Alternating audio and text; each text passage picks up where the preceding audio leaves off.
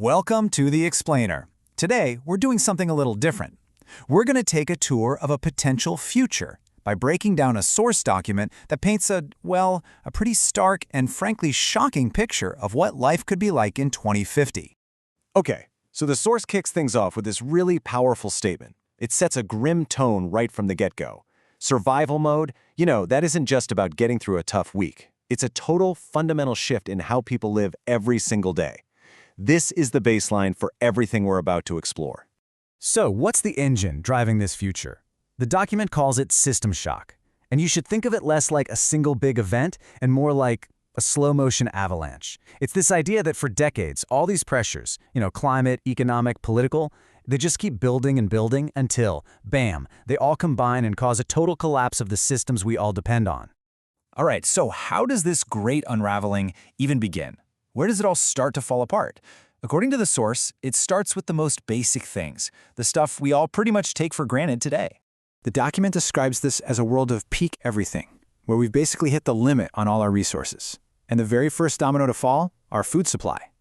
The global supply chains we rely on, they just break. And the abundance you see in a supermarket today, that becomes nothing more than a memory.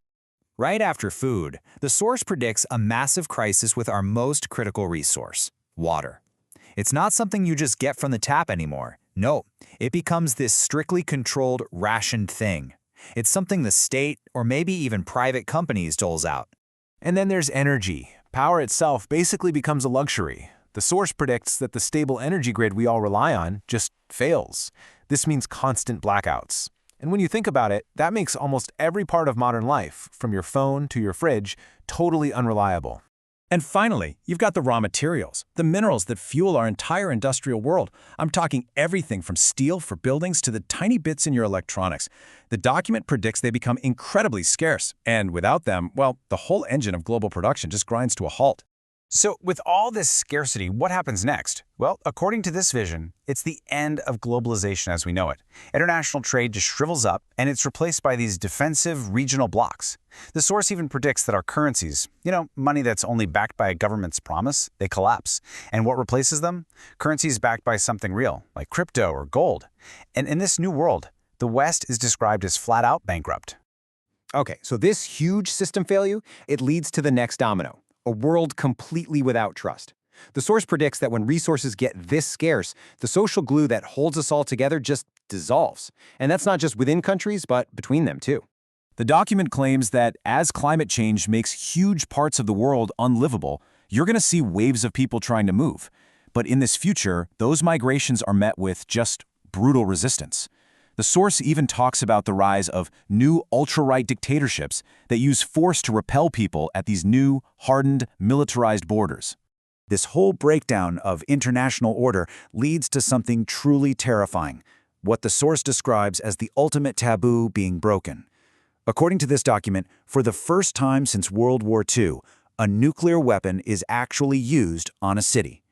And that single event, it changes the world forever. But here's the crazy part. This horrible event doesn't lead to everyone getting rid of their nukes. No, it's the exact opposite. The source says this shatters old alliances and kicks off a brand new, terrifying arms race. You've got former allies scrambling to get their own nuclear weapons, and countries that are broke turning to cheaper but just as horrific alternatives. So you've got this constant state of crisis, right? Resource wars, chaos at home. Governments have to do something. The document argues this leads to a radical shift toward authoritarianism, where the whole idea of what a government is changes, just to keep some basic level of order. And this slide really shows you that shift perfectly. The source basically claims that democratic models, with all their debates and checks and balances, are just seen as too slow, too inefficient for a world that's in a permanent state of emergency. So they get replaced by these authoritarian one-party systems that are focused on one thing and one thing only: security and control. It gets even more extreme. Even the very idea of what it means to be a citizen gets totally redefined. The source describes a shift away from this universal idea of belonging to something purely transactional. The welfare state is gone, so the new model is brutally simple. If you don't pay taxes, you don't get the protections of a citizen, period. And of course, this cold hard logic extends to the justice system. The source predicts that since the states are all bankrupt, things like long-term prisons are just way too expensive. So what replaces them? Cheaper, much more brutal forms of public punishment. It's not about rehabilitation anymore, it's all about intimidation and efficiency. But all this pressure, it doesn't just change governments. It starts to break them apart completely. This big swing to authoritarianism, it's still not enough to hold these fractured societies together. According to the source, that whole big project of the 20th century, building huge institutions like the UN and the EU, it just completely reverses. The focus shifts inward. Nations start pulling out of the global community, while at the same time they're fighting movements trying to secede from within their own borders. And the document uses the United States as a prime example of how a nation could just fracture. As you can see here, it points to three main reasons. First, demographic shifts that pull the Southwest closer to Mexico. Second, economic resentment, where rich states just refuse to prop up the bankrupt ones. And finally, an ideological divide that's become so extreme that compromise is literally impossible.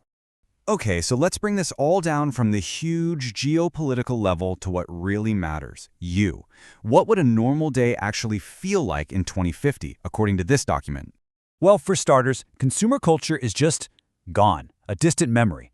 The source describes a make, do, and mend kind of life, where practical skills, like knowing how to garden or patch your own clothes, become absolutely essential for survival. And entertainment? Forget streaming. We're talking pirated movies on a USB stick. A pretty stark contrast to the 24/7 propaganda the source says is blasting from state-run TV. And this timeline of a typical day in the city, this might be the most chilling part of the whole thing.